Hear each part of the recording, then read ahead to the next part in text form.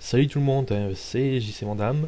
Alors aujourd'hui une nouvelle vidéo et j'en finis enfin avec ma série des vidéos sur Silent Hill puisque aujourd'hui on va tester Silent Hill 4 sur PS2 en version française. Alors Silent Hill 4, c'est le dernier de la série des Silent Hill.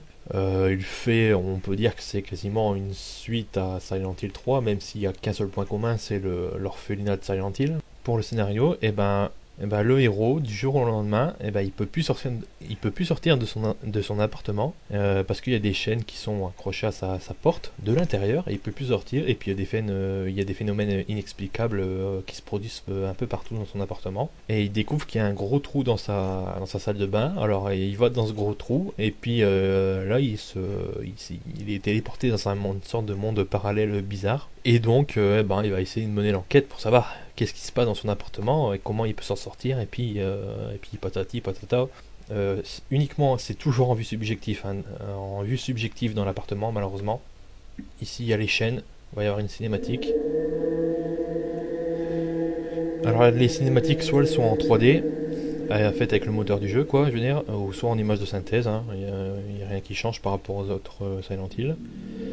Niveau ambiance, c'est toujours Silent Hill, c'est toujours la même chose. Il n'y a jamais de musique, mais c'est toujours des bruits d'ambiance comme ça qui foutent vraiment la trouille. Et je trouve que c'est super bien réussi. Niveau graphique, c'est du niveau de Silent Hill 3, ça change pas. Par contre, niveau charisme du héros, c'est pas ça du tout. Enfin, moi, c'est mon avis personnel. Je trouve qu'il est complètement raté, le héros, quoi. Il a vraiment une sale gueule. Là, vous pouvez le voir quand même, moi je trouve qu'il n'est pas super réussi comme héros. Il a vraiment une sale gueule. Et, niveau texture, ça va, c'est assez correct. Maniabilité, c'est pareil que dans Silent Hill 3. Je trouve que les caméras elles sont légèrement améliorées par rapport au 3. Mais des fois, quand vous êtes coincé dans un coin, la caméra devient folle et c'est comme d'habitude. On sait pas ce qui se passe. Niveau bestiaire, on va dire que c'est quasiment pareil que Silent Hill 3 quoi. Les développeurs se sont pas trop foulés. Le bestiaire il est très peu détaillé quoi. Il n'y a pas beaucoup d'ennemis quoi. C'est généralement toujours les mêmes ennemis qui arrivent quoi. Il y a 4 fins. J'ai fini le jeu avec les 4 fins à chaque fois en facile pour pas trop me faire chier. Parce que vous pouvez avoir les 4 fins en deux parties seulement. Donc j'ai fait les 2 parties en facile.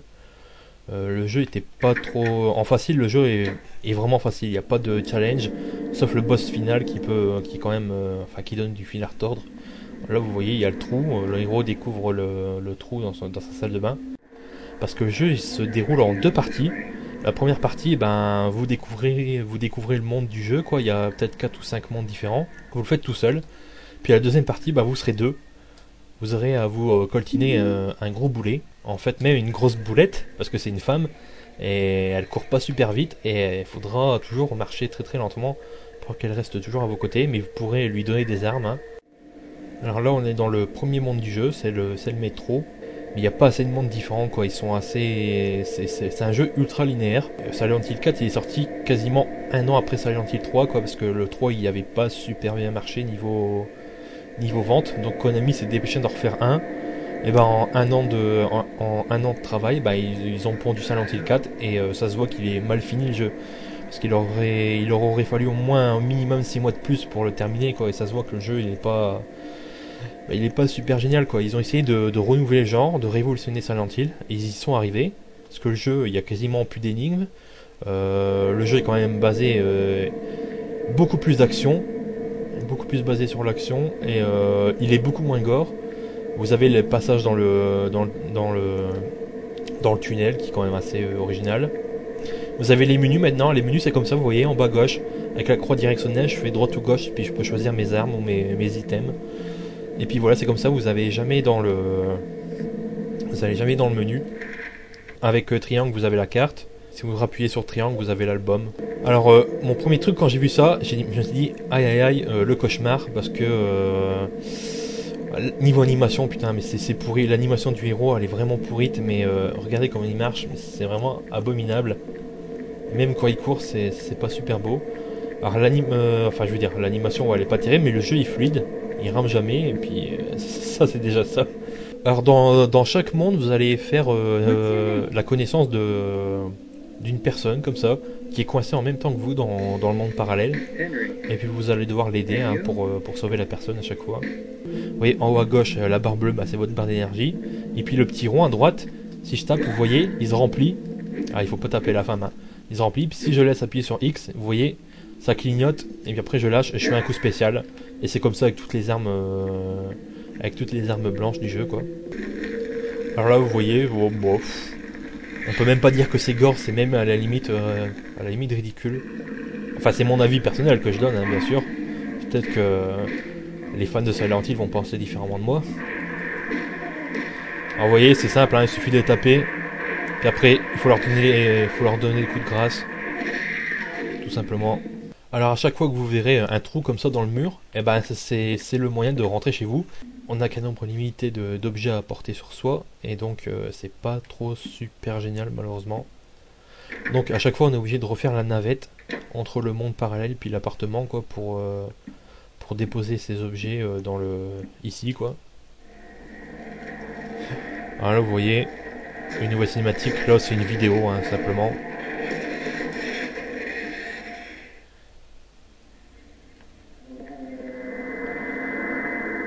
Alors là vous voyez, hop c'est des sortes de fantômes quoi. Faut que je les évite. Bon, bah, qu'est-ce qu'on pourrait dire hein, pour résumer ce jeu Silent Hill 4 sur PlayStation 2 en version française. Et ben, c'est la suite de Silent Hill 3, mais ils ont juste un point commun, c'est juste l'orphelinat de Silent Hill, quoi. Le jeu est quand même beaucoup plus basé action, il est moins gore, il y a moins d'énigmes. Qu'est-ce que je pourrais vous dire? Graphiquement, ça va, c'est correct, hein, c'est du niveau du 3. Niveau animation, bah c'est pas top, malheureusement. L'animation du héros, moi je trouve qu'elle est complètement ratée. Le bestiaire, il est pas assez différent. Vos ennemis, bon, c'est comme d'habitude, hein, le jeu est ultra linéaire, quoi. Vos ennemis, l'intelligence artificielle, elle est à chier. Vos ennemis hein, se contentent de foncer sur vous.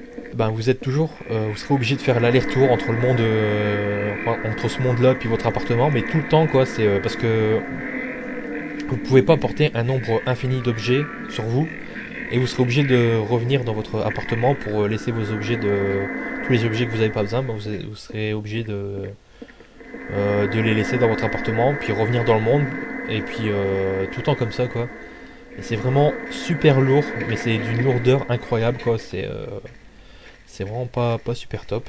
Mais je trouve que le scénario il est mieux construit quoi, c'est il y a plus de zones d'ombre et tout quoi. Je veux dire, on avance vraiment dans le jeu.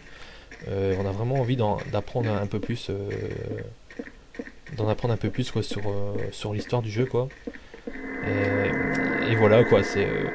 Ça reste un bon jeu avec de grosses stars malheureusement.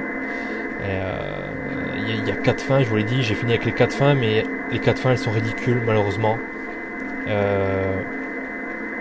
Elles sont très très courtes en plus, et puis elles se ressemblent quasiment toutes, il y a quasiment très très peu de différence entre les 4 fins. Puis en plus le générique de fin, bon, on peut même pas le zapper, on est obligé de se le taper jusqu'au bout. Ça c'est vraiment dommage. Mais donc voilà quoi, bah, c'était juste pour finir enfin ma série de tests hein, sur les Silent Hill, avec le 4ème que j'ai fini. Maintenant d'occasion, bah, vous le trouvez à moins de 15 €. Alors il y a un petit moment, il y